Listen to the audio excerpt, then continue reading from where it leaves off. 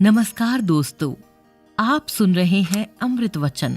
भगवत गीता में सनातन धर्म की नीतियों का स्पष्ट वर्णन है। गीता में 18 अध्याय और 700 श्लोक हैं। इसी ज्ञान रूपी महासागर की कुछ बूंदें सार के रूप में आज के इस बेहद ही खास वीडियो में प्रस्तुत की गई हैं। इन बूंदों को ग्रहण करके आप अपने जीवन को आशाओं से भरें और सुख एवं संपन्नता से परिपूर्ण जीवन जिएं। महाभारत के युद्ध के समय कुरुक्षेत्र की रणभूमि में भगवान श्री कृष्ण ने अर्जुन को जो उपदेश दिया है, उन्हीं उपदेशों का संकलन है श्रीमद् भगवत गीता। असल में ये उपदेशों का संकलन प्रश्न और उत्तर के रूप में है। अर्जुन कई प्रश्नवाचक चिन्हों के भंवर में फंसे हुए होते हैं और भगवान श्री कृष्ण इन्हीं प्रश्नों का उत्तर देते हुए अर्जुन को इस चक्रव्यूह से बाहर निकालते हैं। दोस्तों, भगवत गीता ही है जो आधुनिक युग में समस्याओं से घिरे हुए मनुष्य को एक कर्मशील जीवन जीने के लिए प्रेरित करती है।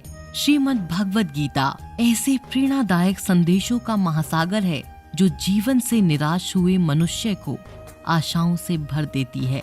ठीक उसी प्रकार जिस प्रकार भगवान श्री कृष्ण ने अर्जुन की निराशाओं को दूर किया और उसे युद्ध लड़ने के लिए प्रेरित किया, आज की इस भागती दौड़ती जिंदगी में मानव को, उसके मन को, उसकी आत्मा को अगर कोई शांत, स्थिर और प्रसन्नचित रख सकता है तो वह है श्रीमद् भगवत गीता। तो आज के इस वीडियो में मैं आपको देने वाली हूँ श्रीमद् भगवत गीता के 5 खास उपदेश, जिनका पालन करके आप अपने अमूल्य जीवन को खुशियों से भर सकते हैं। तो बने रहिए वीडियो में अंत तक। तो शुरू करते हैं सबसे पहली सीख के साथ। कर्म करो, फल की इच्छा मत करो।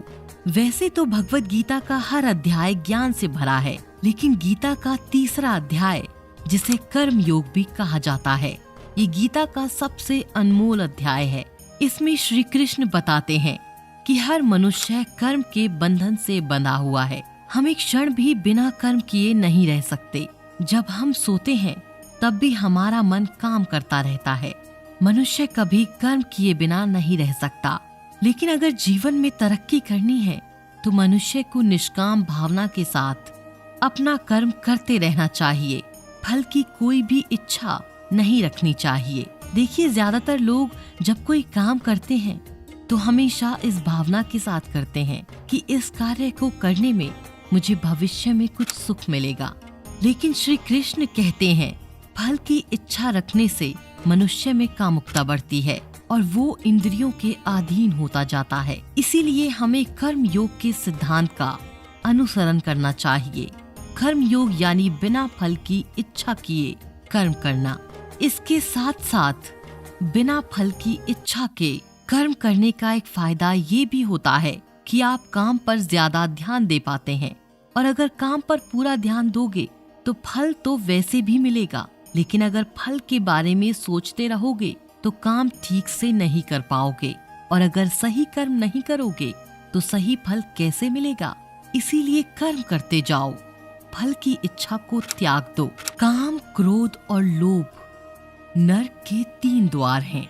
गीता के 16वें अध्याय के 21वें श्लोक में श्री कृष्ण बताते हैं कि जब मनुष्य अपने कर्मों के फल की इच्छा रखता है तो उसके मन में काम की उत्पत्ति होती है। ये काम ही मनुष्य का सबसे बड़ा दुश्मन है, क्योंकि ये आग की तरह जलता रहता है। मनुष्य चाहे अपनी कामनाओं की पूर्ति का कितना ही प्रयास क्यों न कर ले, परंतु वो कभी काम को संतुष्ट नहीं कर सकता। और जब कामनाओं की पूर्ति नहीं होती तो क्रोध पैदा होता है और क्रोध के आवेग में आकर मनुष्य कई गलतियां करता है जो उसे और नीचे ढकेल देती हैं। काम की उत्पत्ति का एक कारण लोभ भी है, क्योंकि मनुष्य अगर उतने से संतोष कर ले जितना उसके पास है, अगर वो अपनी इच्छाओं को कम कर दे तो अपने शत्रु पर विजय पा सकता है। इसीलिए मित्रों, सबसे पहले तो जीवन में संतोष रखना चाहिए। अगर आपका काम 10,000 के फोन से चल सकता है, लेकिन फिर भी आप 1 लाख का फोन लेने का सोचते हो तो यही चीज आपके मन में काम की उत्पत्ति का कारण बनेगी।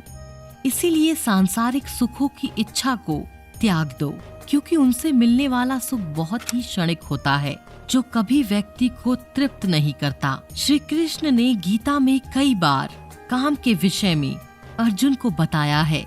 3 अध्याय के 40वें श्लोक में श्री कृष्ण बताते हैं कि इंद्रियां और मन ही काम का जन्म स्थल है। इसीलिए अगर काम रूपी इस दुश्मन को हराना है तो अपनी इंद्रियों को वश में करना सीखो और उन्हें भगवान में लगाओ। परिवर्तन निश्चित है और यही संसार का नियम है।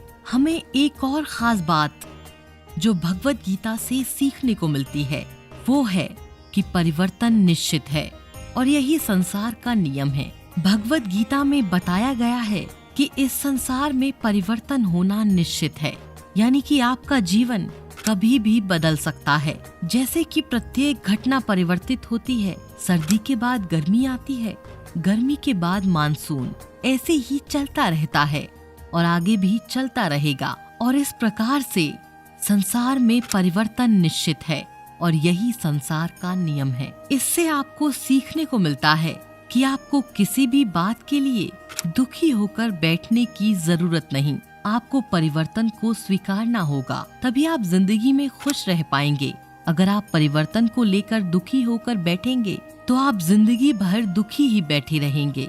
इसीलिए आपको होने वाले परिवर्तन को स्वीकारना है, क्योंकि यही विधि का विधान है और इसे कोई बदल नहीं सकता है। मनुष्य को लोग क्या कहेंगे इस बारे में विचार करके ही कार्य करना चाहिए।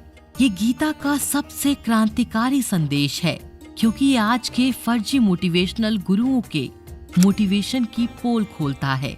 आज के मोटिवेशनल स्पीकर कहते हैं कि लोग क्या कहेंगे इसकी परवाह मत करो।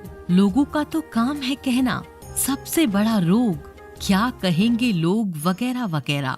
लेकिन जो दुनिया के सबसे बड़े मोटिवेशनल स्पीकर हैं, यानी स्वयं श्री कृष्ण, वो क्या कहते हैं सुनिए।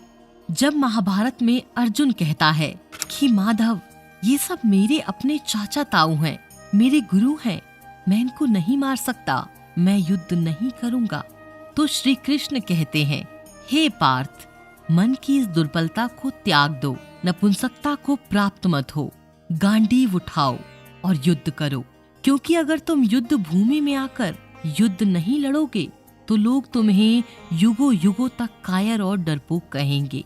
तो श्री कृष्ण यहाँ अर्जुन से कह रहे हैं कि अगर युद्ध नहीं करोगे तो दुनिया तुम्हें कायर कहेगी। तो इससे आप खुद समझ सकते हैं कि लोग क्या कहेंगे, इस बात की परवाह करनी चाहिए। क्योंकि अगर किसी को लोगों के गलत कहने का भय नहीं होगा तो वो गलत और अनैतिक काम करने से पहले सोचेगा ही नहीं। तो अगर 1-2 लोग आपको कुछ उल्टा सीधा कहते हैं तो उसको मत सुनो, लेकिन अगर सभी लोग आपको गलत बोलते हैं तो ये मत कहो कि लोगों का तो काम है कहना। अपने अंदर झांको और देखो कि आप कहाँ पर गलती कर रहे हो। अंदर से अच्छे बनो, बाहर से नहीं। आजकल जिसको देखो बाहर से ही अच्छा बनने के लिए लगा हुआ है, अंदर की अच्छाई को ना कोई देखता है और ना ही कोई अपने ऊपर ध्यान देता है। अब आप ही सोचिए, ऐसे व्यक्ति को जिसने अपनी बाहरी सुंदरता पर बहुत ध्यान दिया है, उसने अच्छे अच्छे कपड़े पहने हैं, अपने बालों को अच्छे से रखा है, बहुत सारे गहने पहने हैं, घड़ी, जूता, चप्पल बहुत ही अच्छे तरीके से अपने आप को मेंटेन किया है, लेकिन वो अपने मन से बहुत ही ज्यादा लालची, गुस्से वाला, कठोर दिल, लोगों को परेशान करने वाला ऐसा व्यक्ति है, तो क्या उसे कोई पसंद करेगा? हाँ, पहली बार अगर कोई उसे देखे तो उसे देखकर कोई पसंद कर सकता है, लेकिन उसे जानने और बातें करने के बाद शायद ही कोई पसंद करेगा। इसीलिए आपको बाहरी सुंदरता पर नहीं बल्कि अंदर की सुंदरता पर ध्यान देना चाहिए, क्योंकि मनुष्य की पहचान उसके मन से होती है, ना कि तन से। तो दोस्तों, इसी के साथ आज का हमारा ये वीडियो यहाँ पर समाप्त होता है। अगर आपने यहाँ तक वीडियो को देखा है तो जरूर आप चाहते हैं कि आप अपने जीवन में बदलाव ला सकें, और मुझे पूरी उम्मीद है कि इस वीडियो में बताए गए ये 5 उपदेश आपके जीवन को पूरी तरह से बदल सकते हैं। तो उम्मीद है कि आपको मेरी इस वीडियो में बहुत कुछ सीखने को मिला होगा। अगर आपको ये वीडियो पसंद आई हो तो इस वीडियो को लाइक करें, शेयर करें, और अगर चैनल में नए हैं तो हमारे चैनल को सब्सक्राइब करें। मैं आपसे मिलूंगी ऐसे ही एक और जीवन बदल देने वाले वीडियो में। तब तक के लिए अपना और अपनों का ख्याल रखें। जय श्री कृष्ण।